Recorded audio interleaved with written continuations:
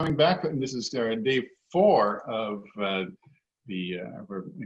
Choosing the Right Target, Real Options in Bank of Canada's mandate renewal. First 3 days have gone extremely well, really interesting talks, really interesting discussions all around them. And so we've seen 3 days of people challenging, questioning the status quo. And finally, the status quo is going to have a chance to speak for itself in the form of Michelle Alexopoulos of the University of Toronto, presentation in a few minutes, and will be discussed by Edda Claus from Wilfrid Laurier. We probably have all been sitting in at least one session, so the basic rules are the speaker will have 25-30 minutes. I'm going to intervene at 25 minutes to give a 5-minute warning. For the discussant, 15 to 20, I'll be intervening at 15 minutes. If you have questions, if you want to put yourself on the question list, the way of communicating here is the chat function, the little talk balloon at the bottom. You just click on that, it'll open up a panel. You can send messages to either to everybody or simply just to me to signal your willingness to ask a question in the question period. Before we move on, we've been doing polls, as you probably know as well. We've been doing polls at the beginning and at the end of the day. So we've had 6 polls already. And of course, the interesting thing is what happens between days and within the days. And we're going to do yet poll number 7 now, please. If you could just post it, please. We're going to ask you to choose your top 3 options. No ranking, just click on 3 of those options, and we're just going to hold on to those, and we'll talk about the poll results at the end. I can't vote. Yeah, the people who have co-host powers cannot vote. It's just not fair. You can end the poll any minute you like, but of course Katrina will be very upset with you.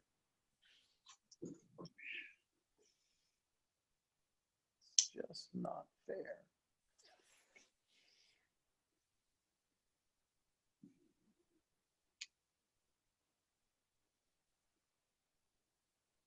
And so we'll go and give it another 10 or 15 seconds. 10 seconds. 11 more people. Come on, 11 more people. Vote. Exercise that franchise, folks. It's extremely important. You can vote now. Okay. So, all right. So, well, I guess we'll call it now. Thank you very much. Once again, the status quo seems to be in the lead now, and closely followed by the dual mandate. The dual mandate and status quo seem to have been trading top position back and forth as the week has gone on. So, I guess without further ado, I'd like to yield the virtual podium to Michelle Alexopoulos at the University of Toronto. Michelle? Okay, thank you very much. So I guess, here we go. I guess I don't have the most glamorous of the topics, but perhaps the one where I'm going to be preaching to the choir a little bit more than some of the others. So I'm going to make the case for maintaining the status quo. I thank the organizers for inviting me to do this. And I just want to also stress before I start, even though I'm a fellow at the Bank of Canada, these are my own views and do not reflect official views of the Bank of Canada in any way. So first of all, I guess it's useful for me to talk about what I view as the status quo. So here we have a standard IT environment where I've got a 2% target plus or minus 1%. So we're at the midpoint of a 1 to 3% target range. And in times of the effective lower bound coming in, we're going to be using unconventional monetary policy tools. Right? For the bank, primarily that's been forward guidance in QE so far, with the potential left on the table for negative rates if we have to go there. Thankfully, we haven't done that. Part of the status quo has been regular communications with the public to disclose the bank's views, their forecasts, and the reasons for their policy decisions. Now, the paper that I had, in fact, I mentioned this to Katrina before. She said, you didn't make any changes post-COVID, did you? And I said, no, actually, nothing that I said prior to this time period really changed in terms of what I thought the costs and benefits were going to be. And I'll comment more on that over time. But overall, I think the evidence would suggest that our 2% target with the bands has served Canada very well. And the overall idea is obviously to leave something that's performing very well. We truly have to believe that we have something that's really going to outperform it. And when we look at the different alternatives, and of course there are many, we've been talking about them now for a number of days, at least some of them, it's not clear to me that the potential benefits are going to outweigh the potential costs if we actually move away. Now, as we said, we have renewed this mandate many times before in the past, and I think the part that's been pushing for change now has really come from three effects. Okay, first, there seems to have been an increased concern about how often we're actually going to hit the effective lower bound. And that's partially coming from point 2, which says that right now it looks like we have a low neutral rate of interest, okay, in the economy. And the problem is a lot of people think that that's where we're going to be stuck for the foreseeable future. Okay, it's not just an accident for a short time period. There's also some concerns about the effectiveness and outcomes using unconventional monetary policy if we're actually going to be there for a long time period. But when I actually look at this and I look at the evidence, first, I'm not convinced that the first 2 of these points are going to be issues for that much longer. And if you're worried about the effectiveness and outcome of using unconventional monetary policy, first, I don't think that those are going to go away. If we get into a crisis, I think there's still going to be a fair bit of call to use the tools available to us. But I think there's also extensions to the current toolbox that we could implement without the need to abandon the basic status quo. Specifically, and this is something I mentioned in the paper, and I think Edda's going to talk a little bit about it as well, the given framework that we have in Canada is a little unique, right? We have a partnership between the government of Canada and the bank for all intents and purposes. And because we have a track record of working together, we have a unique opportunity to potentially expand things in that framework.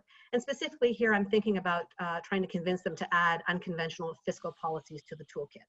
So this is something that would give us some guidance that say, when we hit the effective lower bound, there's a stimulus, say extension of unemployment insurance or employment insurance benefits that are going to automatically come in, and that these are going to be taken out as soon as we start returning back to normal times.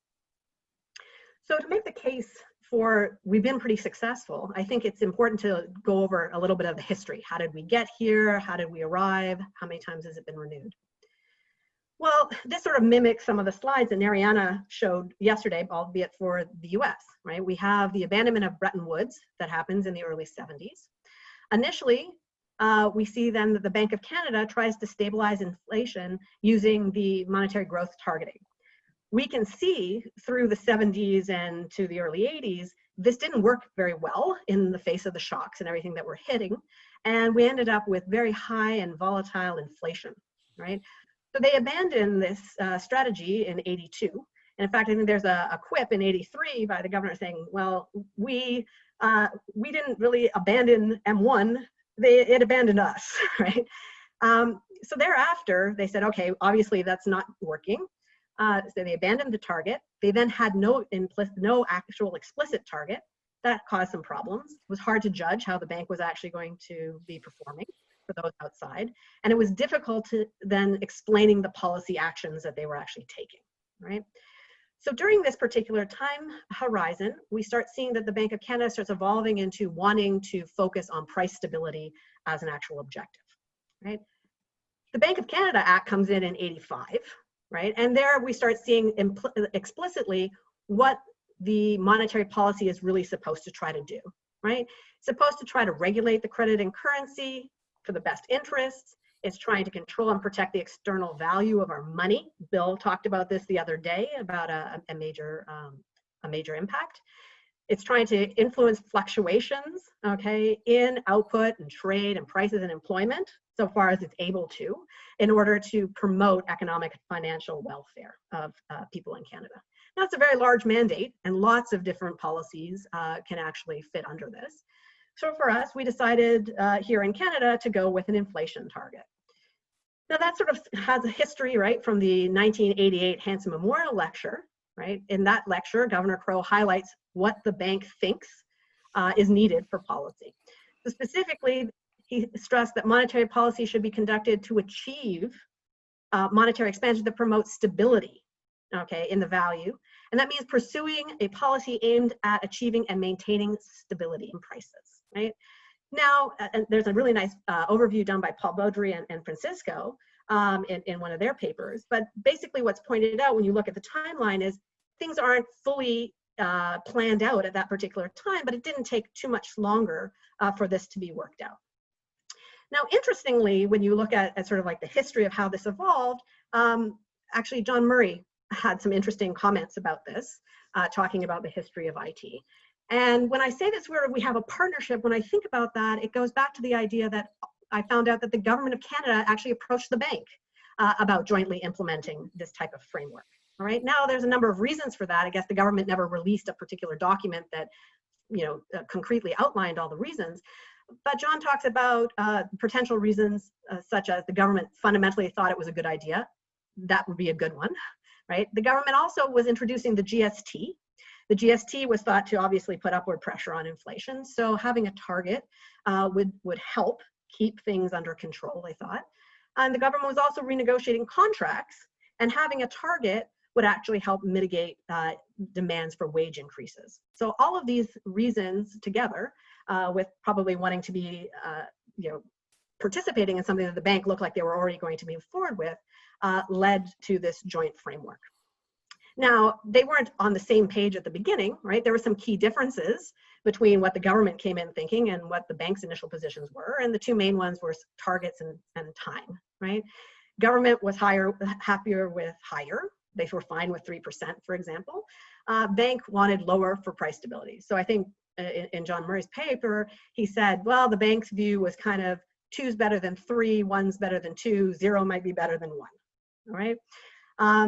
For the time horizon for the policy, the government was okay with doing something fairly short run. The bank understood that in order to make this more successful and the target more meaningful, they needed something a little bit longer. Now, what came out was sort of a compromise, right? And they communicated this very clearly to individuals, I think, in their February '91 release. So what they wanted to do, and this is, we clearly saw a forecast horizon as to how they were going to do this. They provided clear indication of what the downward path would look like. 91 didn't have an explicit target, but they did say it was probably going to be consistent with about a 5% year-over-year inflation in the CPI, taking the GST into account, 4% without it. But then they had 3% by the end of 92, 2.5 by mid-94, and they were getting down to the 2s by the end of the time period. Post 92, I think there was a view that said they operationally thought that price stability would go lower, but it turned out, obviously, historically, that we've been at 2 and there for a number of years, and that with the recognition of biases in the inflation numbers anyway, this looked like it was delivering on price stability. The other important thing that I just want to, again, stress in terms of this idea of a framework and this joint participation was there was also a recognition even at that time that other public policies besides the monetary policy could help significantly contribute to achieving price stability. And I think that would be the line that I would take with the government if we were going to try to expand what the toolkit would look like. Now, since the introduction of this in '91, the bigger change, I guess, in terms of how we've orchestrated this has been really the addition of the unconventional monetary policies for dealing with the zero lower bound, which we hadn't really dealt with before. So clearly, we've added forward guidance, quantitative easing, and we've left negative rates as an option that we haven't had to use yet. Now, was there success?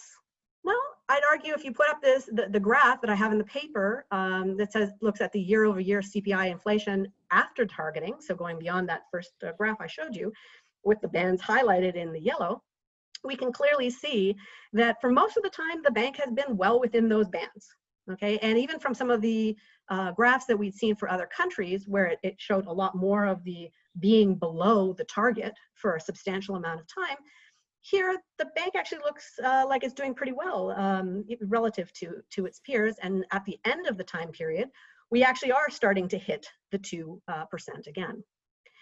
You can clearly see this when you start looking at the numbers. So the COVID period obviously isn't in here, but if you look at even last year, it was just under 2% with a very low standard deviation around it. It worked from the pre-IT period for the mean being just below 7, dropping to about just below 2 during the post-IT period. Inflation expectations, if we look at them from the professional forecasters a couple years out, are very well anchored, right? And they've been fluctuating around 2 for a very, very long time. There's a couple of times where it goes a little bit below to, below 1.6, I guess. But for the most part, they're pretty much hugging that 2% range. So a couple observations when we want to think about this. So first, the current IT targeting framework has delivered stability in both normal times and in turbulent times, okay? And in turbulent times, what do I mean? If we think back at the different kinds of shocks that have hit our economy, right? We've seen everything from international shocks like the Mexican peso crisis, the Asian financial crisis, 9/11 happening. Here at home, we even saw the Quebec referendum, which would have been just a nightmare if it had actually gone through. But yet, it still delivered pretty stable inflation during this time period. Now, the success in the non-effective lower bound or normal times has earned the bank, I think, a high degree and high level of credibility, which resulted in those well-anchored inflation expectations over time. Also, having extended experience with this particular framework, the bank has been able to refine its communication strategies pretty well over time and has learned over time what to expect, at least in normal times, following rate changes. And I think all of these mean that we have a pretty high bar to beat if we're going to actually make a change. Now, with the points of the effective lower bound, well, IT with the 2% targeting plus the 4 guidance plus QE got us through the Great Recession pretty well. I think it's at least helping now. And given that we've had at least some past experience with it, the bank has started learning how to apply and communicate this with the public. It's not going to surprise them in terms of the communication. And keeping it, I think, is going to be something that we're going to definitely want to consider doing. Of course, there is some question as to how useful they really are going to be, but there has been some evidence that forward guidance can have impacts on expectations. It can help improve predictability over short and medium run yields, can affect markets and exchange rates. And at least the QE policies have longer lasting effects on sort of long-term interest rates, okay? It can affect exchange rates, raise GDP, and perhaps help with inflation. Now, even if you don't like this or you don't really believe that there's a big impact, right, we still do have to ask ourselves, if we're thinking at least unconventional monetary policy in or out, is do we really believe when we face a crisis that that there won't be pressure and incentives to use all the tools available, okay, to actually help combat this, even if we change the framework? Well, I think the answer to that is no. I actually do believe that there's going to be pressure to do that. If we're going to keep them in the mix, though, I think we need to be transparent as to how they're used, okay, and when we're actually going to be using them over time. Now, if we say, well, if the framework works so well, okay, why would we even consider? Why are we having this conference? Why are we doing this at all? Well, I think there's 3 reasons to consider a change. It's sort of at any time. Okay. First, without careful consideration, we can always miss adopting a framework that works better, right? And our goal is to do as best as we can here at home. The other thing that's pointed out, and it's been pointed out by Reese Mendez and Larry Schombury and others, is the review and explorations lend credibility to the choice of our framework. It's going to increase transparency and help maintain the confidence, okay, in whatever framework we actually adopt. And I think, hats off to Stephen and Chris for making sure this is something that we need to have public debate about and make sure that people are as educated as possible about the options that are available to us. Here, as I said, there's a little bit of an extra push this time, which comes from that neutral rate of interest. And if you look at sort of just a general graph of this, you can see that there has been this downward trend in terms of what that rate has actually been, all right? And that rate is what's causing us to have very little policy room right now. Now, when we do this, now we're starting to think about the different contenders, right? And these different contenders, the ones that often come to mind are price level targeting, nominal GDP targeting, dual mandate, and one that I consider more like tweaking the framework as opposed to really adopting a new one, which is changing the inflation target, right? And we heard the 2 presentations on the first day, one saying, should we drop the target to 1%, the other one up to 3%. Now, some of these things have been echoed before. For example, I know Chris Reagan had a paper many years back now that was actually talking about whether or not at that point we should bring it down to 1% from 2%, and whether the time had gone to having the stability there. Of course, at that time, we didn't recognize that we were going to have some very large shocks that were going to hit us down to the effective lower bound, and that neutral rate had actually increased. So the first thing when we want to balance and look at the pluses and minuses associated with these things, I think the first thing that we have to acknowledge is that deviating from the status quo is going to necessitate a large amount of communication about whatever policy framework we're going to move to. And this is a non-trivial issue. We've heard a lot of people talk about this, Nariana and others, about the problems that we could have. So the first risk when we have to actually go out and convince people, right, is that individuals might interpret the communication of the new framework and don't understand how it's supposed to work, right? So firms and consumers end up making mistakes because of it that ends up causing them losses, and their confidence is affected. Both of those things are going to end up having negative consequences for the economy. The second is a risk of a loss of credibility to the bank. They've earned credibility for many years, okay, from hitting the target. They need that credibility when they're going to use things like forward guidance. So if the new framework doesn't deliver on the benefits promised, or the bank finds itself in the position where it really needs to deviate from the promised future actions, its reputation can be affected, okay? And that, again, can have the negative impacts on the economy. Risk 3 is a potential for increased policy uncertainty. If I really just don't communicate this well, people just don't know what to expect. And we know from other studies on policy uncertainty, that can lead to increased volatility in markets, lower returns, it can affect investment and consumption. The effects get worse the longer the uncertainty lasts or the more the uncertainty.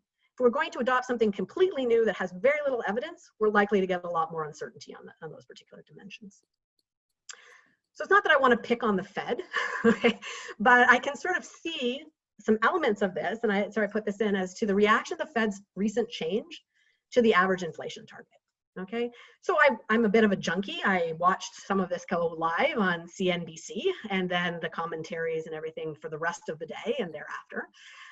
So on August 27th, after the speech came out from Jackson Hole, you saw a number of questions that started being posed and batted around by the individuals who were talking.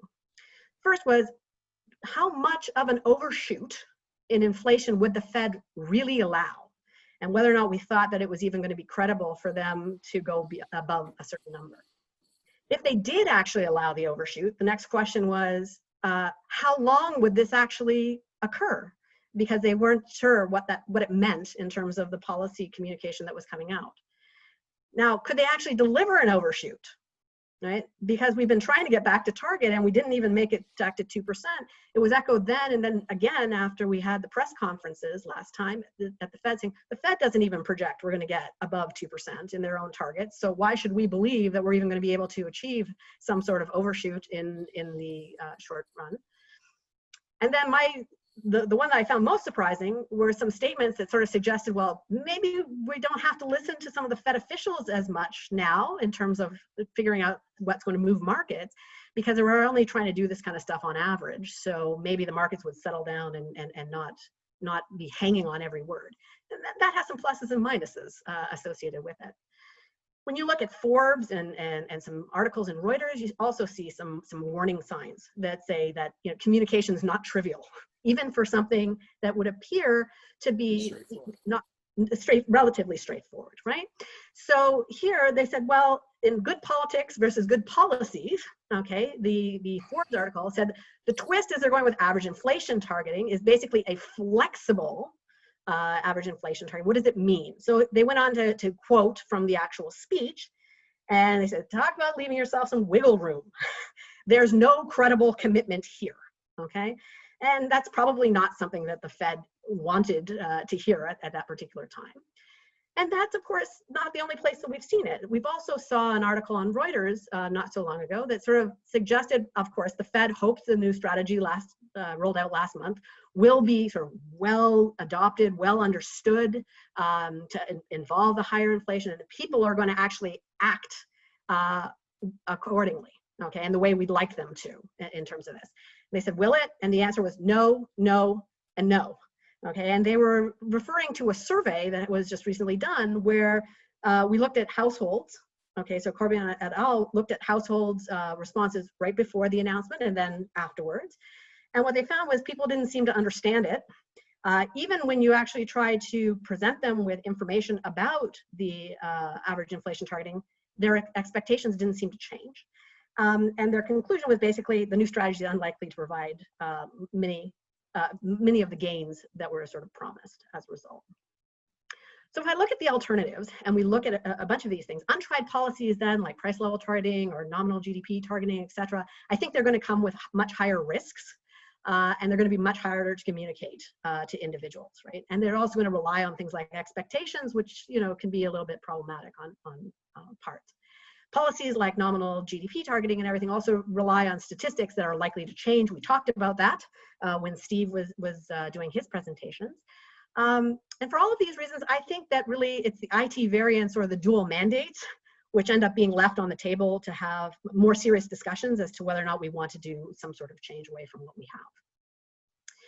Now, when I go and look at the other considerations, right, besides the credibility issue and loss of credibility potentially and communication problems, the second one is just, hey, from the models, what does it actually tell us about the costs and benefits, even if we go to the models and try it as carefully as we can. Now, the bank has done this a few times now, right? They had some papers in 2016 and more recently in 2020. And when they ran through a bunch of these alternatives, there weren't clear winners in a lot of these environments, right? And basically what they found at the most recent one was that inflation targeting, average inflation targeting, and the dual mandate seemed to perform well along a larger number of dimensions, but none dominated. But the differences in performance are somewhat small, okay? Now, given that unconventional monetary policies typically can help in zero lower bound or effective lower bound problems, I think there's little evidence that really suggests that taking a leap of faith and incurring the first costs would actually be a good idea in this case, especially if we don't think that neutral rates are going to remain low for the foreseeable future. Now, looking at what Luba had mentioned as well, even though she was arguing for an increase in the inflation target, there's some problems here that should be not treated lightly. And that's if expectations aren't formed in the way that we expect, right, our outcomes in practice may be vastly different from what's predicted in the model, right? And so given again that even the work that Luba and others have done, the IT framework seems to work relatively well and history dependent less so, again, I think that chalks another one up to saying what we have, not so bad. And again, the costs would typically outweigh the benefits of moving far away. All right, so what about the dual mandate? So I said the history dependent ones I'd put off to one side. The dual mandate, I think, doesn't clearly dominate IT. I agree with Francisco and what he said the other day, right? We have two targets then, one instrument. The bank already has discretion as to what it can do inside its targets. So I'm not sure that the change in the mandate and any confusion that it might cause as we move away would actually have substantial benefits. So then if I take that view, what's remaining is, should I change what my target actually is going to be? Okay. Now, the costs and the benefits to decreasing to 1%, as I said, I'm not going to spend a lot of time on these because we had full sessions on them. The main benefits obviously is reducing the costs associated with inflation, okay? And that if we reduce it, it's closer to the goal of price stability and protecting the value of the national currency. And we heard Bill talk about this as well, right? The cost, of course, is we're more likely to hit the effective lower bound, right? Low inflation also doesn't help with nominal wage rigidity issues, okay? And if we get low enough, right, we could have costs associated with perceived or actual deflation, okay? Now, clearly— 5 minutes, Michelle. No problem. Clearly in today's environment, without clear evidence, okay, that we're dealing with high welfare costs associated with inflation, and the fact that the neutral rate right now, at least, is lower, I would say that this move doesn't seem to be the one that strikes me as the most promising, okay? So that goes to the 3%, okay? Now, the main benefits, again, we're less likely, it's a flip. We're less likely to be constrained at the effective lower bound. We're going to have more benefits in terms of dealing with downward wage rigidity if we think that's a big problem. It can have some expectation effects. Luba talked about that, right? So if the agents now believe that, hey, if we moved, we're going to leave rates lower for longer, that could have some promising implications now. Main costs, we're going to pay for the welfare cost of inflation overall, outside of zero lower bound and not. The other problem is, of course, that the agents may not view the bank's commitment to targeting a price problem or price inflation as credibly as it did before. And then, as Mick had mentioned too, there's another problem. If your target is above the Feds, that's going to have some impacts on our trading behavior and what's going to be happening with our exchange rates. So clearly, on top of the fact there's going to be some challenges in explaining why this would be a necessary change, right? There's also going to be some questions about the net gain, and that net gain of the move is going to depend on the frequency of those effective lower bound events. Now, the consideration that I have here is whether or not we really believe that the neutral real rate remains low for that much longer. So my own research specializes in looking at the effect of technological change and looking at the waves. Now, technological change right now linked to AI, data science, 3D printing, biotech, those are all coming in. And there has been, from my own research and from others, there was a lull in the amount of technical change that was happening. That's what caused the lower productivity growth that we saw last decade. But these things are coming to market now. They're being adopted now. And I would argue that we're at the beginning of that diffusion of some very important technologies, where AI is looking like it's an early general purpose technology. So I'm not so certain that we're going to not be in a case where the neutral rates aren't going to be increasing in the not so distant future, and that we're going to see growth and productivity on those dimensions. And if that's true, then the effects of moving to a 3% target is not something that we're going to necessarily want to do, especially if we think that we're going to raise it only to potentially want to lower it in the next time. What I do recommend, and so I'll use the last little bit of my time just to say, it's not that I think things are absolutely perfect, but I do recommend one particular change, and that would be trying to add the unconventional fiscal policy to the framework, building off that partnership, right? And again, the original acknowledgement that other policies can help. And I think David Alexopoulos keeps saying about coordination and the impacts of fiscal policy, and I think this is the place that we really should sort of focus on trying to go. If we add something like this to our toolbox, it could mitigate the negative consequences of hitting the effective lower bound and also change how often we have to go to sort of heroic unconventional monetary policy. The rationale is pretty straightforward. If we look at the evidence on the fiscal multiplier being larger when we hit the effective zero lower bound, which comes from like Cristiano et al. And others, you can sort of see what we'd like to do is make sure that we have stimulus during that time that comes off automatically. So I'm here thinking about these unconventional fiscal policies really are policies like extending the EI benefits or reducing taxes automatically when we hit it, with the automatic removal of them as soon as we start returning to the normal times. What is it going to do? It's going to decrease the time lags before we're actually going to feel the impacts. It's going to decrease the uncertainty related to the fiscal response, which I think would be a good thing. It's going to provide stimulus when it's most effective. It's going to help with the coordination issues because we've thought about them in advance and spelled them out carefully. And as I said, it may decrease the necessity to move to more unconventional and controversial monetary policy. Now, if the policies have been used successfully before, and there's always going to be a political consideration here, but if these are policies that we first target that have been used before, that the governments, even across the different groups, would normally do when they actually hit a crisis level, I think that they can be enacted, all right, and that there's going to be some confidence in its effectiveness that's going to actually help us at this particular time. The fact that it would be happening divorced from a political cycle, I think would actually also be very useful in terms of incorporating in the framework, because it's also going to rely on public consultation, careful research on the benefits and the alternatives over time. I think it's something that we could make sure is carefully implemented and that people may not overreact to in terms of, oh, I've given up something that's precious only to the government at this time. There would be enhanced transparency and credibility, I think, on this. And certainly, as I said, reducing uncertainty during a likely turbulent time anyway. So the conclusions here, I'll just wrap up. Even though I made my recommendations pre-COVID, they remain the same now. There may be a little bit of a disruption in terms of when some of the AI gets deployed, but even that, I think there's more of a shift in terms of who's applying it right now, as opposed to what's going to happen more in the medium term. So what I would recommend still is maintaining the status quo. I think it has worked very, very well for us over the time period. I think we want to be transparent about how we use the unconventional monetary policy and make sure that that's carefully spelled out to avoid uncertainty in that. But I also would recommend extending the government bank partnership to consider the unconventional fiscal policy. And with that, I think I'm on time and I will turn it back over. Thank you very much, Michelle. That was great.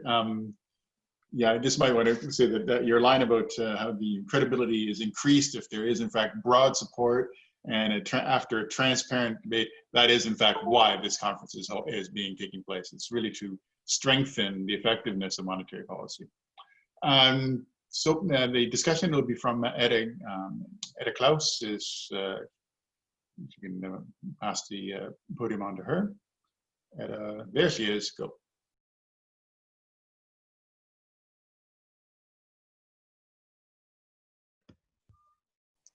Edda, I think you're muted.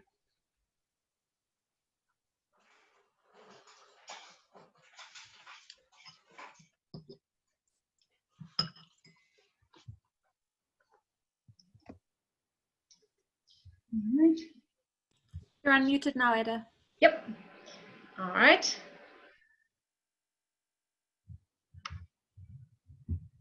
Okay.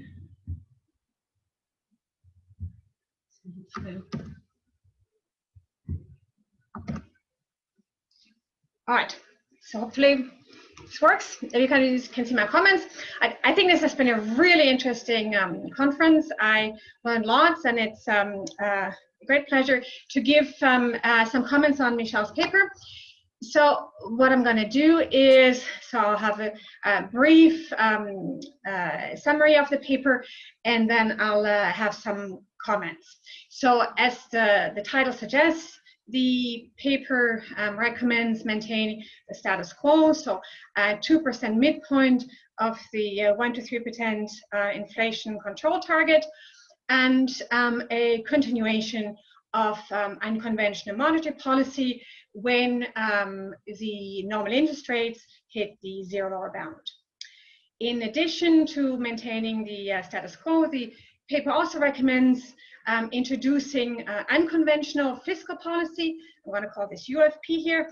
That would be in operation when when normal interest rates are at the zero lower bound and the Bank of Canada is using unconventional monetary policy.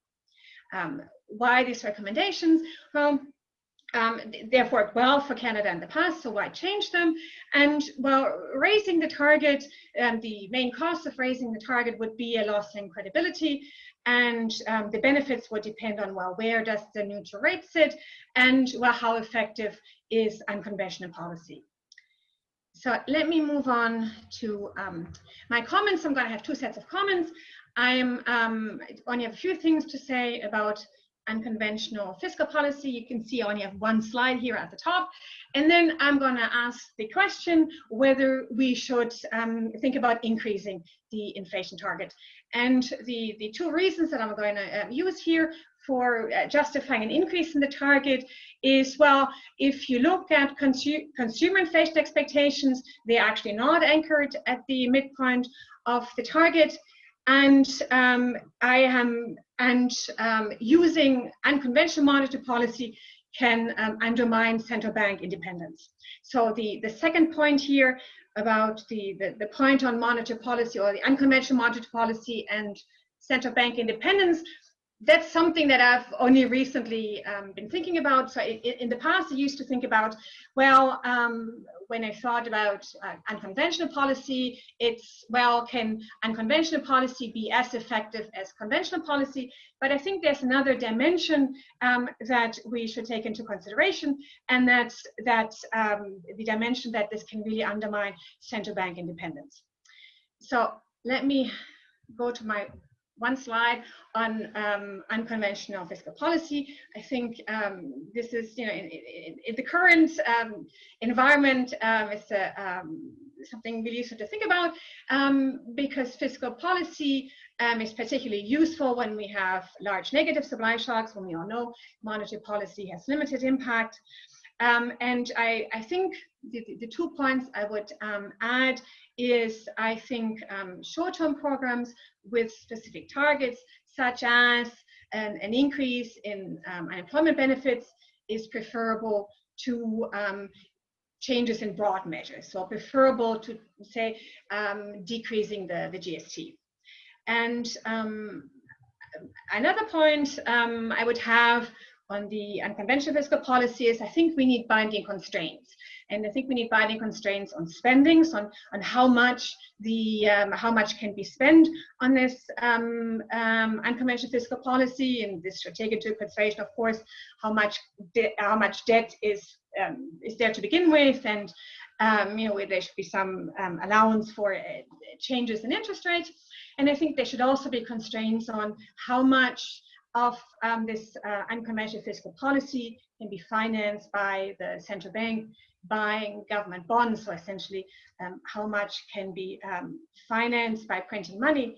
And I think this is particularly important given that Canada has no formal fiscal rules.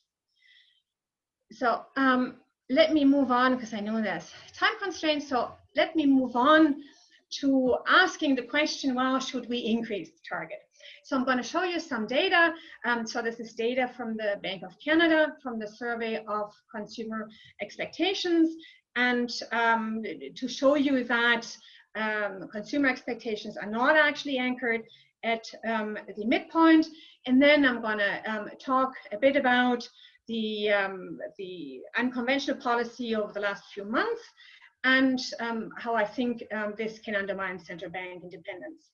And I think central bank independence is already under threat. I think the rising populism around the world is already putting political pressure on central banks.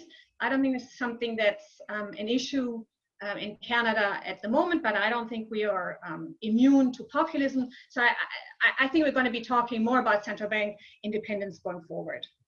And what's important, I think, is to point out that it's not only actual political pressure that is important for policy outcomes and for credibility, but it's also political pressure, perceived political pressure that will have an impact.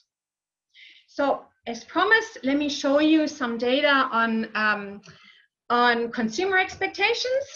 So the dotted line here is, so this is the same data that Michelle had. So thanks, Michelle, for sending those data. So these are the inflation expectations 2 years ahead for private sector forecasters. And you can see that's, it seems to be pretty anchored around 2%. The two solid lines, so these are Canadian, so these are inflation expectations of Canadian consumers. So the black line, these are expectations for inflation 2 years ahead, and then the gray line, that's 5 years ahead. So there's two things that might strike you as odd. So the first thing is, well, for the 2 year ahead one, that's not 2%, right? So the expectation is around 3%, so the top of the target band. So above 2% and persistently above 2%. And then the 5 year one, you would expect the 5 year one to be closer to the target, so further out. Expectations should be even closer to the target, but that's not what's happening. The expectations 5 years ahead is even higher, so between 3 and 4%, so clearly above the target. So this this graph might strike you as odd, but this is not particular to Canadian consumers. So if you look at inflation expectations for other countries, right? So here this is a graph on inflation, so consumer inflation expectations for New Zealand, Canada, and Australia. So I've chosen these three because they are the three early adopters of inflation targeting. So New Zealand #1, Canada #2, Australia #3. So all three have like 30 years of inflation targeting, and you can see that expected inflation a year ahead is above the midpoint of the target. So not only for Canada, but so Canada is here in red. Then the dashed black is New Zealand, and then the green is Australian consumers. So you can see they're all above. So not specific to Canadian data. Well, now you might ask me, well, why is that? There's there are a number of explanations why consumers are persistently above target, and this is an area of a lot of research. And so a couple of explanations would be, well, people's experience with inflation matters. So if you have experienced high inflation in your lifetime, this will bias your expectations. Another explanation would be, well, we all have cognitive biases. So we all tend to overweigh things we've just purchased. So this would be like a recency bias. Then, well, we all tend to overweigh things we buy a lot. So if I'm ever going to be allowed to go back to my office regularly, I'll probably buy coffee regularly, I don't know, once a day, once every 2 days.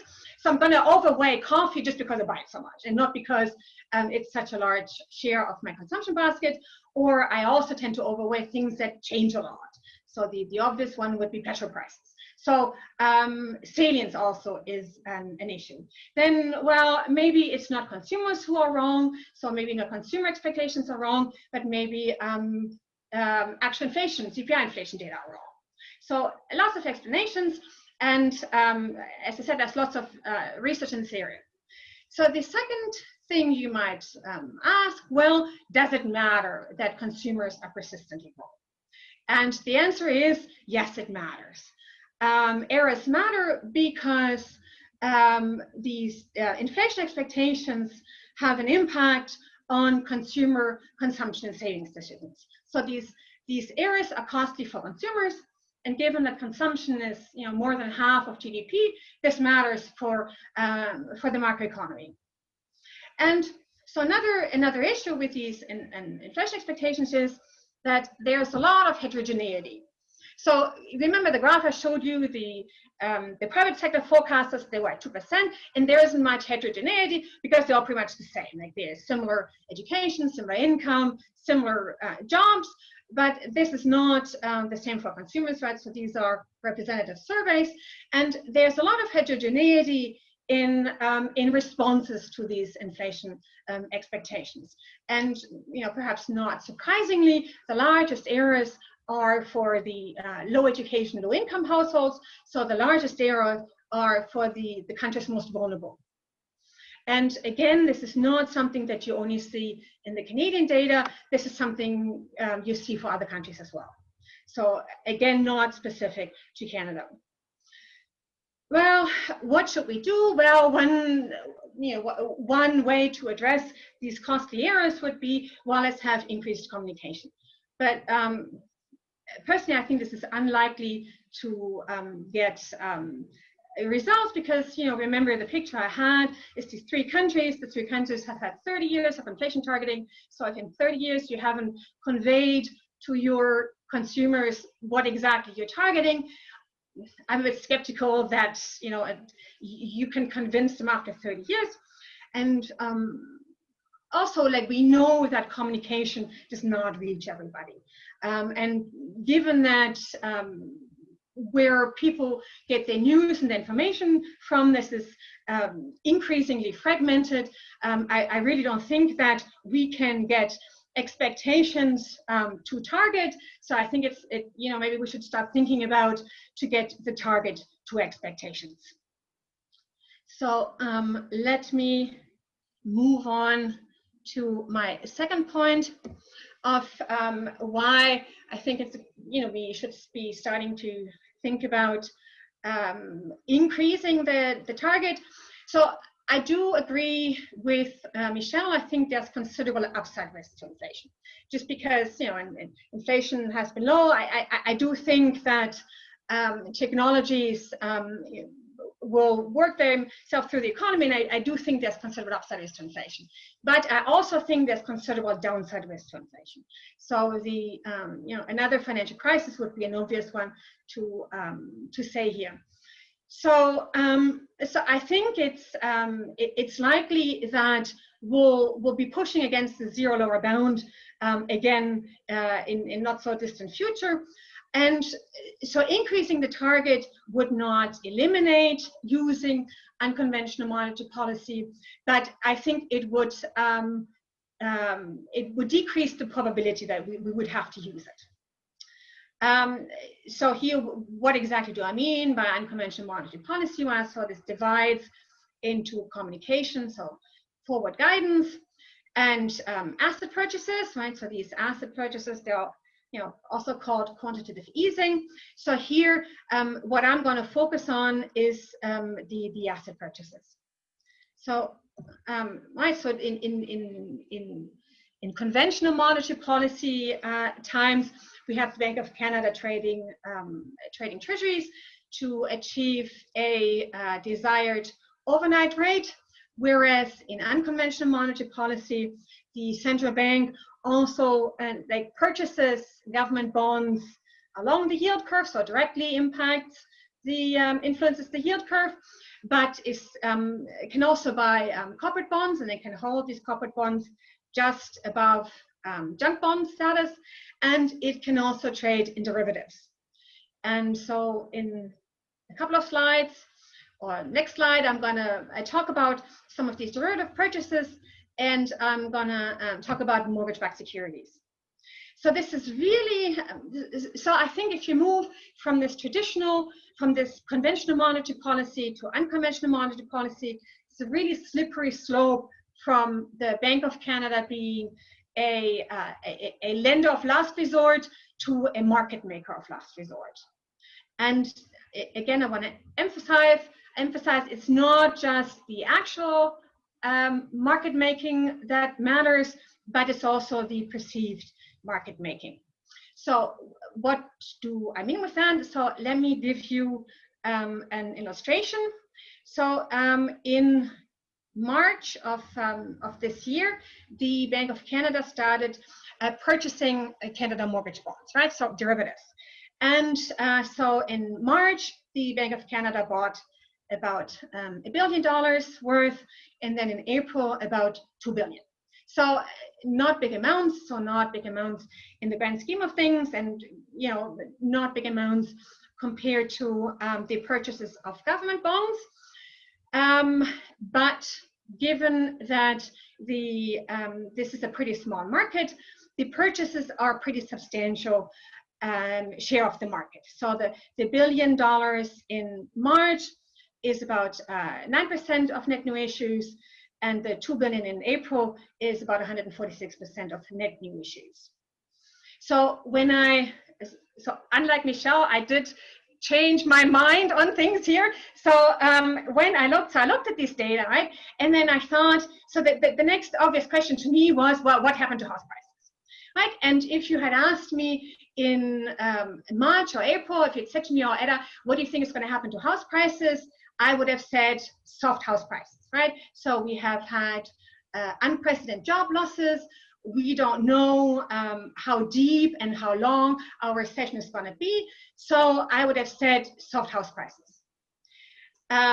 So let's have a look at the data. 5 minutes, Edda? Yep, perfect. And so our data says, well, I was totally wrong. So good thing I'm no longer in the business of forecasting. You usually get levels wrong, so that's not such a big issue, but getting directions wrong is bad for a forecaster. And I would have gotten the directions completely wrong. I would have said soft house prices, and you can see from the graph that this is not what happened. So these are residential property prices, and these are resale prices, because when you want to have the price movements here, and you can see that house prices rebounded both in Montreal here and in Toronto. Oops, in Montreal and Toronto. So the epicenter of at least the first wave of the pandemic. So this is around 4%. So house price growth is 4%. So this is quarter on quarter for both cities. So I want to make this perfectly clear. I'm not saying that the Bank of Canada in March started to be worried about house prices, and because they were worried about house prices, they started to buy mortgage bonds, and that these mortgage bonds purchases had an impact on house prices. This is not what I'm saying. What I'm saying is, if that was my story, the data would not contradict the story. And this leaves me worried. And this leaves me worried because I think this can threaten central bank independence. When a central bank extends its influence over the economy, there is one of two things that's likely to happen. Either the government will try to regain that control, or the government will try to harness the control.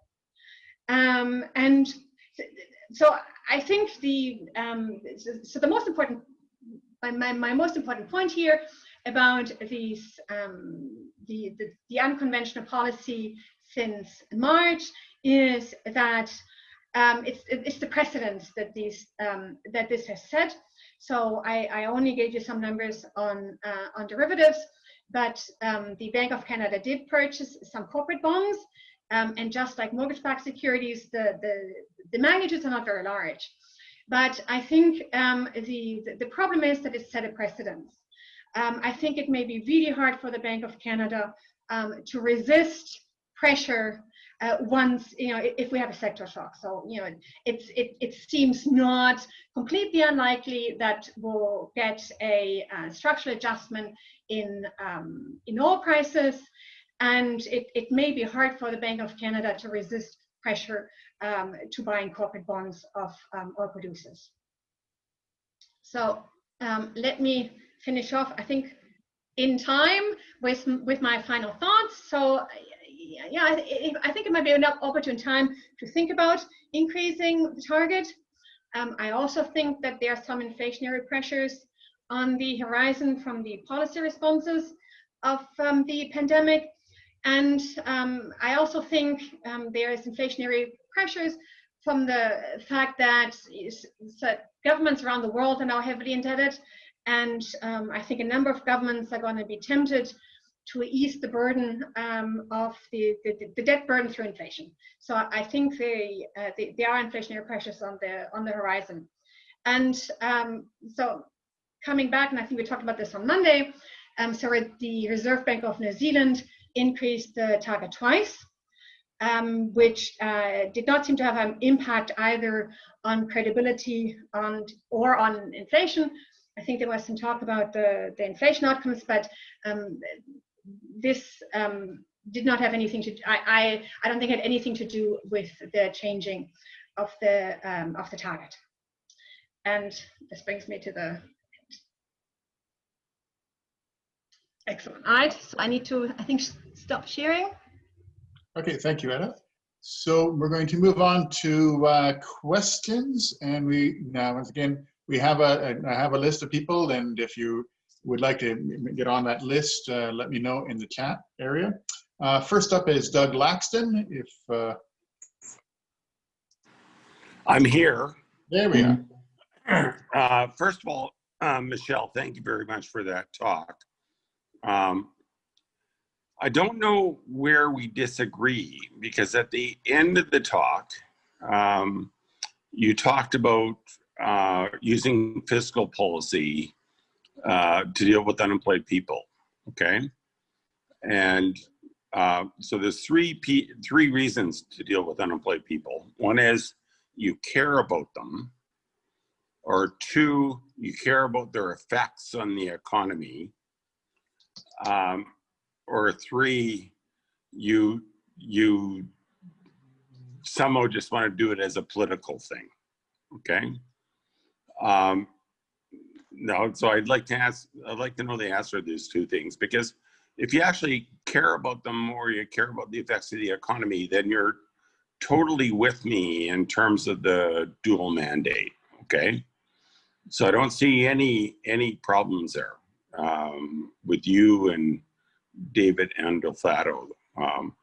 Second thing is that when I listened to the first part of your talk, I was very confused, because if I was thinking about the late 1980s and why New Zealand did this and showed the world how to do it, if they would have listened to your talk, they wouldn't have done anything. They did it because they believed it was going to matter for people. So what actually enters the welfare function and the loss function should not be dependent as what we think about as economists and so on. It should be what actually matters to people. Next question is, regarding forward guidance, Canada actually did forward guidance early on. They hated it because they knew enough about monetary policy, and they knew that that kind of policy was really not time consistent. That if it was successful, like it was in the US, and you drove interest rates down, you would eventually get a situation where long rates had to rise, and that would create a tumultuous event in financial markets. So, so I've kind of some problems with the basic logic about what are we trying to achieve and how are we trying to achieve it. I have problems in both dimensions. Michelle? Okay. So I'm going to try to remember all the parts. So it wasn't one question, but three. So the first thing about unemployment. So it's not that I was advocating using unconventional fiscal policy only to deal with the unemployment problem. I think that would be a less controversial unconventional fiscal policy to actually put in place. I do think that the governments politically, and that is part of their mandates to certainly care about what's happening with unemployment, that actually having that kind of the policy that when things got really bad, if they were already going to move in that dimension to deal with that problem, that actually having the timing aligned and having that coordination would be a good first move. Now, that doesn't mean the only unconventional fiscal policy that I think should be potentially looked at and adopted wouldn't be also things like having to do with payroll taxes or something along that nature. I just think that the extension of EI benefits or an extra payment during that time would be a good place to start in terms of building out that particular framework. Now, in terms of New Zealand, I've never spent any significant time looking at the history of how New Zealand got to where it got. I certainly think that the Bank of Canada, in terms of figuring out what was going on, the big difference between what I'm talking about now and what I think would have been a conversation pre-91 is, like you said, what is the welfare gains on this? There was no credibility in terms of being gained by actually not having explicit targets for the Bank of Canada. I think there was an acknowledgement that price stability mattered, right? This, I think, goes along with some of Bill's points when he talked about why would we want price stability? Well, it's going to maintain value for a bunch of individuals who don't want to see the value of their money actually eroding over time. So I think it's a little bit different when we had nothing that was really anchoring things before, to now where we do have something that's anchoring it and we have to give up that something to move to something else. Okay, so I'm not sure that the arguments about the credibility and the benefits of adopting something that would give you price stability, something people cared about, is exactly the same. Now, as for forward guidance, I'm not advocating that we use forward guidance all the time, right? I think that when we're in unusual circumstances, this is a game about trying to influence expectations, right?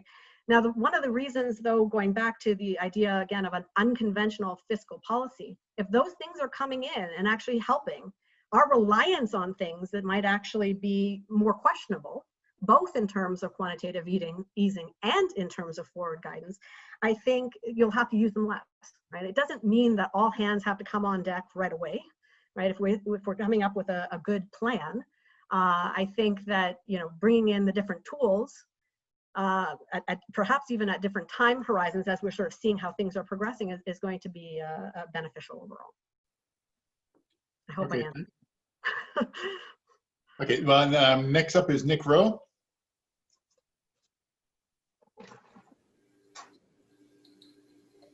I'm muting myself. Thanks, Michelle. I've got a comment, question. Hope I don't totally misquote you. The one thing you said that really struck me that I want to comment on is you said something like, and the inflation targeting framework served Canada fairly well during the Great Recession.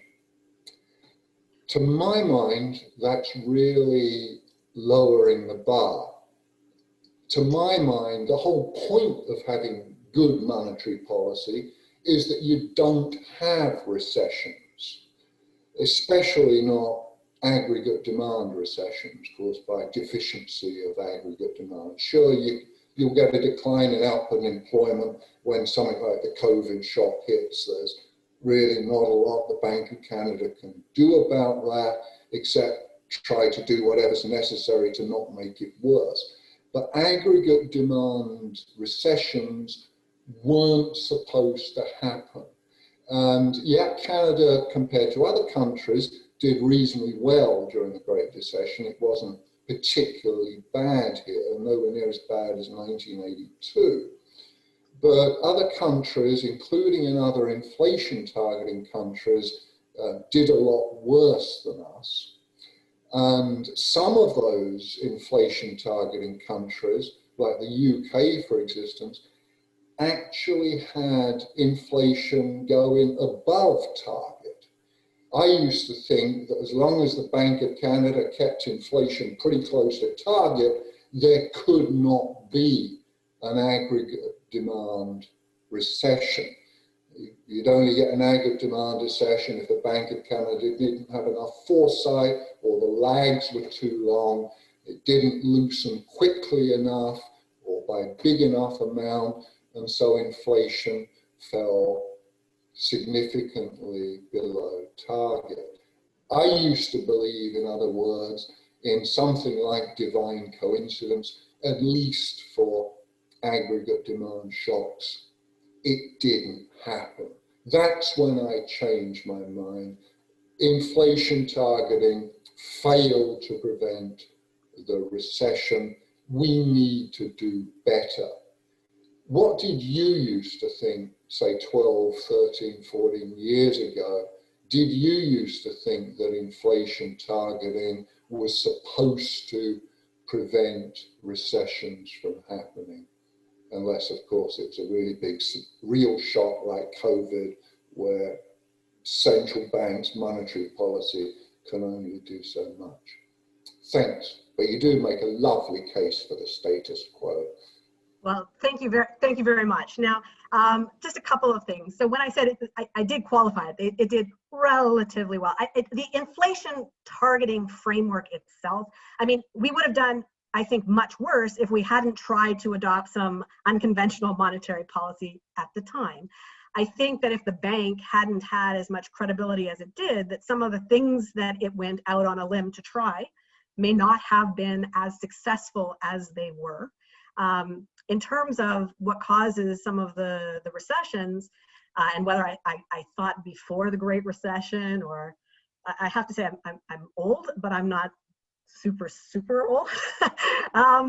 This actually still is my natural hair color, but anyhow, I don't think that I ever came in with a belief myself that the bank could by itself get us out of any kind of recession, any kinds of shock that were going to happen. And I even think that the Great Recession was very, very complex in terms of the causes of this and how it flowed across the different borders and the kinds of exposure that these different countries certainly had to what was going on in the United States. So in terms of relatively well, I'm not sure, because we didn't have a history with the other alternatives, if we would have done all that much better having a different policy in place at the time. I mean, those are certainly counterfactuals that that I'm sure people try to run all the time, but again, they're counterfactuals, and we know that there are significant problems associated with those types of counterfactuals.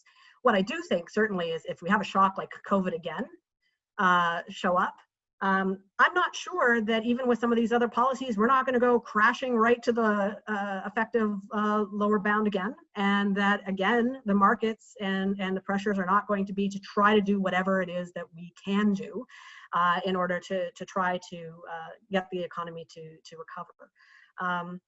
So I guess the question is it perfect? No. But do I think that the alternatives will necessarily do better? I'm still not convinced on that. Okay, thanks. Next up is Angelo Molino. Just unmute. Unmute, Angelo. Again? You're good. Good. Hey, Angelo. So I apologize. This is less of a question, but really just a comment about some things that were said, and mostly by the discussant, Michelle. But I did have one comment. You cited the excellent paper by John Murray on inflation targeting, how it came about. This is also my natural hair color. And I remember a wonderful book by John Crow called Making Money. That was one of the first memoirs I ever saw written by a central banker when those things were rare. And he has a wonderful section in there about how inflation targeting came about in Canada. And it's also an incredibly well-written book. I did not know this about John Crow, but he could have been a very good just a pulp writer. I took this to the beach with me and read it twice already, so I very much recommend it. But my main comment had to do with these surveys of consumer expectations that Edda pointed out. And it's come up at least once before, and I have absolutely no idea what to make of this. What do we make of consumer surveys that say people think inflation is systematically higher than what the CPI is measuring it, that's not 2%, it's really 3%, and it's going to take off. I'm always suspicious about surveys to begin with, but it would sharpen my thinking if these people said, we think the Bank of Canada should be tightening monetary policy because we think inflation is taking off and they're not doing their job. And so the recommendation we have is not just that inflation expectations are higher than the Bank of Canada thinks it's going, but they should be doing something about it. And then I guess my second point was, how hard do we want to work at convincing these people that they're wrong? One of the issues we have with the zero lower bound is getting people to expect lower real interest rates. These people already have exaggerated expectations of inflation. How hard do we want to work at convincing them that they're wrong, that real interest rates are actually quite a bit higher than they think they are, to the extent that they matter, to the extent that they affect consumptions and savings decisions, convincing these people that inflation is not 3%, but 1% actually makes the job of the Bank of Canada a little bit harder. I mean, it's a good thing for people to have their expectations correct, but it's not clear that there's a big payoff for it. So those are really just two cheap comments. Okay, thank you, Angelo. Stephen, I'm going to have one other question for you since you seem to also be in control of things. Am I allowed to also respond to Edda on the same line that? Oh my goodness, I completely forgot about that. Yeah, go, yes. Okay, so thank you, Angelo, for the comments. I may borrow that book from you when I'm actually allowed to see you in person. But anyhow, in terms of the consumer expectations and them missing the mark, there's a couple of comments, I guess, that I sort of talked to Edda about before, because I knew she was going to raise that point. Now, if they're making mistakes, like Angelo said, like, I mean, there's question as to, how much do we want to invest in fixing these mistakes. But when I also think about their mistakes, if I raise the target to 3%, because I think it's closer to having them maybe not make mistakes, I myself am not convinced that whatever caused them to make these mistakes before isn't going to cause them to make different mistakes once I change to a 3% target. If we don't really understand why they're missing, and from what Edda showed both in Canada and in New Zealand and in other places, there's something fundamentally different going on there. And I'm not sure just raising the rate will decrease the costs of the mistakes that they're actually making over time. Now, I'm sure Edda can obviously respond to both, I guess, what I said and Angelo. The other point I also wanted to make, I guess, in response to some of the comments that Edda made, is when you actually think about the mistakes for the people, she said that the people who make the mistakes sort of the most are those who are in the low income, low education group. But if we decide to raise the inflation to 3%, this is also the same group who we often think is going to be disproportionately harmed by having the higher inflation target, because they don't save in the same way that other people do, and may have their wealth erode faster on those particular junctions. As for the political pressure, I think the Bank of Canada stood up pretty well so far in terms of political pressure. But I also think in terms of perceived issues, if we start increasing the target at times where the government starts spending like crazy, I think we also run the risk of worrying about whether or not there was pressure put on the bank to make certain decisions that might be favorable to the government. So I think those can hit in multiple dimensions. Okay, I'd just like to get, let Edda, people have been talking about her presentation, her discussion. Just, does you have any, Edda, if you have some quick comments to make, just like maybe now would be a good time to do it. Okay, so let me just quickly make a couple of points. So yes, so Michelle and I, we talked before, and I thought, this is actually an excellent point. Well, if we increase the target, will expectations also rise? And I do have a graph of New Zealand inflation expectations, and it's not. I can bring it up, but it's not clear that this was what's going to happen, right? So that if you increase the target because New Zealand increased it twice, that this also increased expectations. And I was supposed to be in New Zealand now. I was supposed to be on sabbatical in New Zealand. Hopefully, I'm allowed to travel next year, and this is actually something I'm going to look at. I just got to get the data out of the RBNZ. So I have something to say maybe for the next renewal. For the so this has been an issue, for lots of countries, that why are consumer inflation expectations so high? Like I do know that the RBA, they do use the inflation expectations, but they don't use the levels. They use the first moments, and the first moments they do have. They do say something about inflationary pressures. Well, my opinion on inflation expectations or on consumer expectations is, I think we need to pay more attention to consumers. Right? Consumption is more than half of GDP, and consumers do not behave how we think they behave. And I think we need to pay more attention to consumers, and I think we need to pay more attention to expectations. And I thought that the talk yesterday was really interesting. And my view on inflation expectations is that I think people pay too much attention to inflation expectations.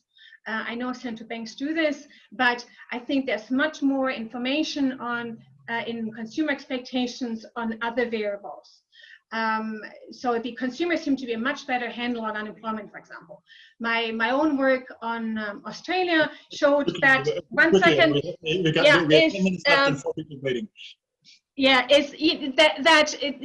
policy doesn't really immediately impact inflation expectations at all, but other variables.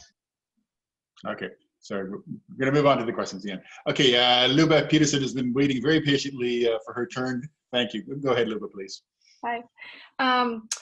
Michelle, I have to say I completely agree with you on everything you're saying about the benefits of IT and maintaining the status quo. When I first chose to discuss raising the target, I didn't realize I had to defend it. So I thought I'd speak in favor of maintaining status quo. But thankfully COVID hit, and then that gave me some points to help my case. But everything I've been seeing in the lab suggests that simpler is better, and that IT variants, including the dual mandate, have a lot of advantages. So I 110% agree with you that it's easier to communicate and it's not doing too badly. One thing I just wanted to add was that, our existing framework of IT within a band provides the bank with a lot of flexibility to learn and experiment with what kinds of inflation the public can tolerate before they think about adjusting that midpoint of the target. So given all the uncertainty we've got right now in the economy, maybe changing the target would add just more confusion. So I think we should be taking advantage of this band and explore how much we can tolerate with inflation either up or down, and use that kind of insights for the subsequent renewal. One thing I was wondering was, what are your expectations about inflation in the next few years? Because, you know, we've had so much COVID stimulus, and I wondered if you're not skeptical that that's going to generate any inflation? Because if more inflation's coming, I wonder, don't you see our existing debt levels as some serious impediment to maintaining inflation targeting? Okay, so yeah, Luba, I think we're on the same page on a lot of these things. I do think simpler is better. When I heard you give your talk, I absolutely agreed with what you were saying, and thankful about what you were finding, because it actually did confirm my own beliefs on that. I think you're exactly right about the bans and the fact that we're going to end up taking advantage of the fact we have bans and a bunch of discretion by the governor as to going above a little or below. It's not the first time we'll be above 2% if we happen to get there. In terms of the government stimulus and where these things are kind of going, I am a little worried that we might start seeing some inflation, but I do have confidence, sort of much like what Nariana was saying. Like, I think that there is going to still be the ability for the bank to tap it down, because I still do think they have a lot of credibility on that dimension. I actually did tell our current government in a closed door meetings that I thought we had to control the spending a little because we do run some risks, as you were saying, about letting these things go kind of out of control and ending up with a much worse situation down the line that is sort of destabilizing. But that said, so my own expectations, yes, I think inflation's coming. All right, I don't think it's going to happen overnight. I also think this is a little bit of a weird recession, right? This is the first time we have orchestrated a recession by basically shutting things down when there was not something fundamentally wrong with what was going on in the economy, right? So, I mean, I think as everyone is, I think we're waiting to see about vaccines and timing and whether or not we're going to have to rely on large expenditures for much longer, okay? And so I have a lot of uncertainty on that, but I do think the bans, the general framework, it's hard for me to see how the other moving to something else at this time when there is so much uncertainty is going to be sort of a positive development. Okay, the next question is from Dennis Safoa. Okay, thank you. Thank you, Michelle, for the great presentation. I generally agree with almost everything you have said, especially arguing the use of unconventional monetary policies to supplement the current framework. Now, my question is, given the Bank of Canada maintains the status quo and supplements it with an unconventional toolkits, based on your work and experience with the bank, where do you think the bank is at in terms of understanding and modeling these unconventional toolkits? Oh, so in terms of the work that's done, I do think that it's hard for me to talk about everything that's going on in the bank, and I have to be careful about conversations that I've had that may not be public. I do think that certainly they're aware of these ideas floating around. They've been proposed by other people like Marty Eichenbaum and other individuals have brought up the idea of using some sort of unconventional fiscal policy. I think here the big difference is we have a framework that's going to be different than trying to do something like that in the United States or in a different country that allows for this sort of natural renewal, natural debates and everything like that outside of political cycles. That's one of the reasons, though, in terms of comfort in terms of modeling them, why I think that policies that were used before successfully, that the government thinks may be successful, like an increase in extended EI benefits, not just in terms of time, but like say an extra payment. I think we have some data on that can be used to create a first pass and not have tremendous uncertainty about it. Things like experimenting with, do I change payroll taxes and some of the more, say, surprising or experimental uses of policies that we're seeing going on now. I wouldn't recommend that they do that for the first round, okay, but that put those onto the list to do more serious research on them to see whether or not those are additional things that we add over time. I think, though, the time is right to at least take the baby step for the part that I think we do have information on, which is looking at the employment benefits and adding those kind of things into the mix. Shouldn't be hard to model it, shouldn't be hard to run it through. So I would have a lot more comfort in that. And given that the government is currently doing exactly these types of policies right now, I think you might have an easier sell. Okay, thanks. And the next question is from Sylvain Leduc. Hold on a sec. Hi, Michelle. Hi, Sylvain. I just wanted to see if you could develop a little bit for maybe a modification along the lines of introducing a dual mandate. I think if I understood you correctly, you're saying, this may not be quite necessary because the governing council has leeway. It basically takes into account implicitly the output gap when making decision. It has leeway in the time frame. It decides to bring inflation back to target. And so, if you have to lower inflation and it creates a negative output gap, you could lengthen the time frame. And so, it gives, you have flexibility. But I'm wondering if that's not the problem. That leaves a lot of leeway to the governor, to the governing council in general. And, preferences of the governing council, which may change over time, may not align with those of the population. And I'm wondering if it's not better in this sense to encode the dual mandate in the framework. I mean, it's a good point. I mean, if I wasn't going to maintain the status quo, my next, to be very transparent, my next view would be the dual mandate. Seems like it would be my next preferred alternative to what was going on. But I think that sometimes codifying things, I mean, we haven't fully codified it in the US, right?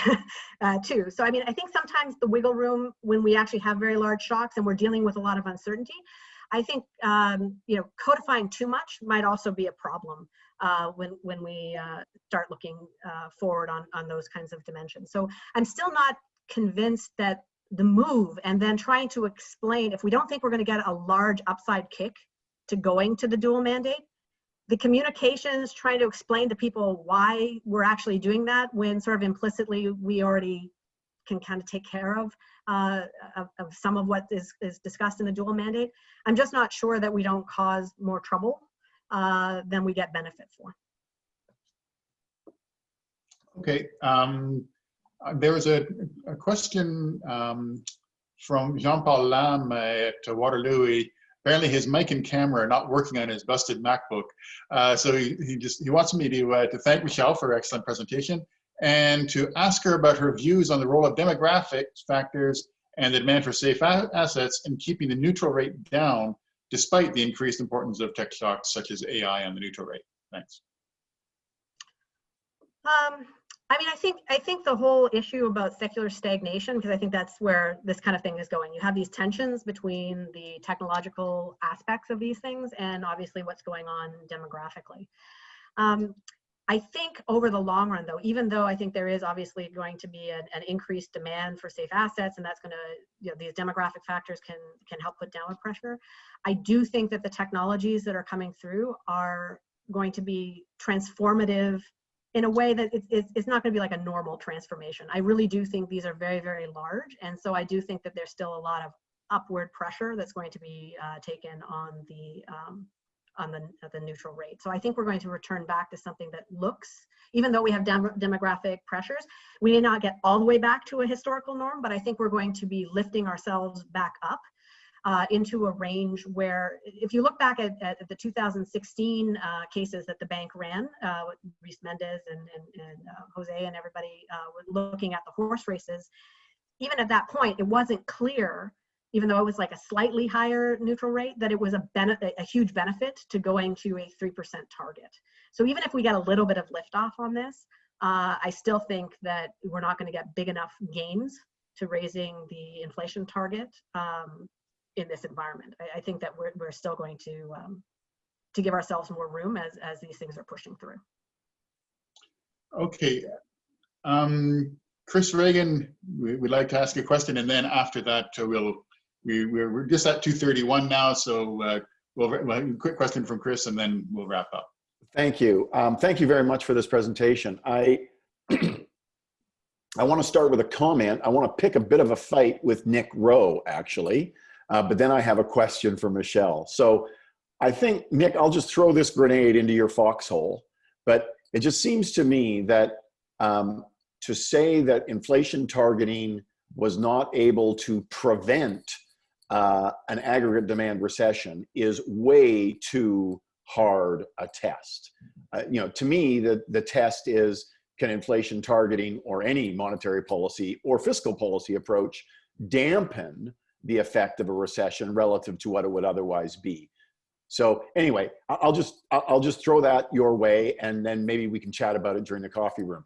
My question for you, Michelle, is about incorporating the unconventional fiscal policy into the rules of the game, or in a formulaic way. So my guess is most people on this call think that once we hit the effective lower bound, we obviously increase the role for fiscal policy, and whether it's EI extension or whatever, fine.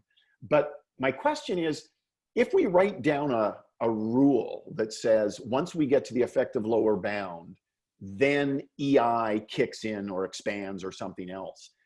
My question is whether this is now politicizing monetary policy. Because if we define the effective lower bound as, let's say, 0.25 for the overnight rate, the target for the overnight rate, then I can imagine some political leader saying, hey, we think the governor of the bank should lower the target for the overnight rate now, knowing that if they do it, then they hit the 0.25 and ding, ding, ding, ding, ding, now fiscal policy kicks in. And then that kind of politicizes it.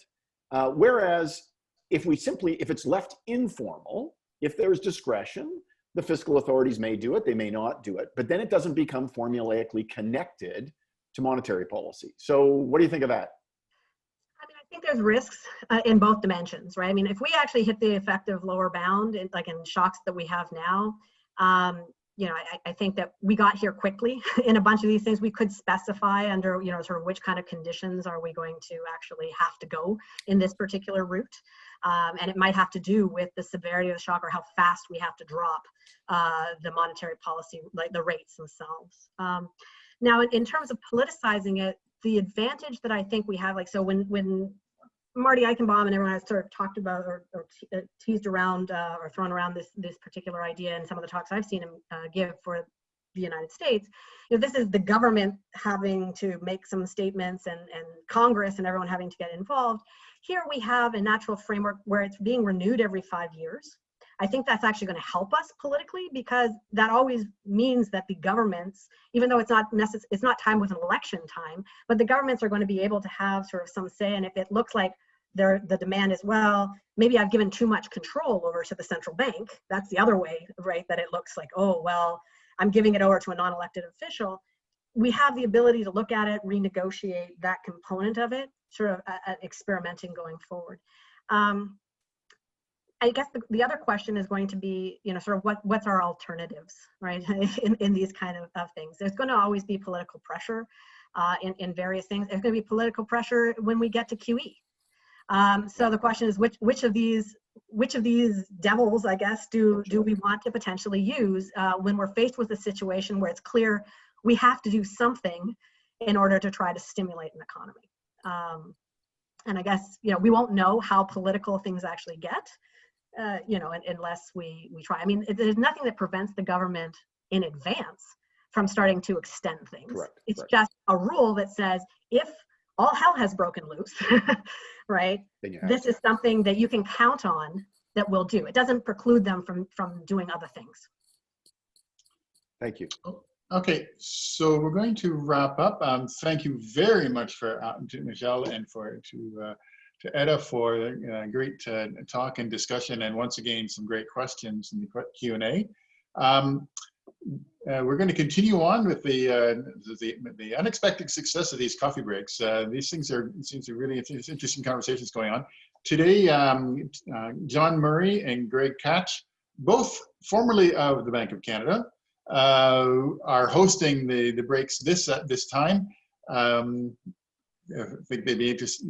They might have some interesting insights about how this status quo actually works within the bank, subject to whatever secrets they promise to keep. So there are links to those 2 coffee breaks in the chat panel, and also in your original emails.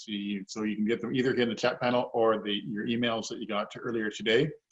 And a reminder that the panel of the sage, the wise people, is going to be held again. It's a separate link, and it's also right here on the chat, and it's also in your emails. Whatever. Just to remind you that it's a separate link for both coffee breaks and for that final session, and that will start at 3 o'clock. It'll be chaired by Chris Reagan, and it's going to be fun. It's going to be fun. Don't miss it. Be there or be square for the panel of wise people. Don't want to miss that. And this meeting here, we're going to leave the channel open. People can stay here. It's not going to be moderated. Everyone's mics will be open. You guys people continue to stay here or move on to either of the coffee rooms. And we'll see you all in a different place at 3 o'clock. And once again, Chris Reagan is starting the sitting ovation for all the people who make this thing really. Thank you, Michelle. Thank you, Edda. Yes. Thank you. Okay.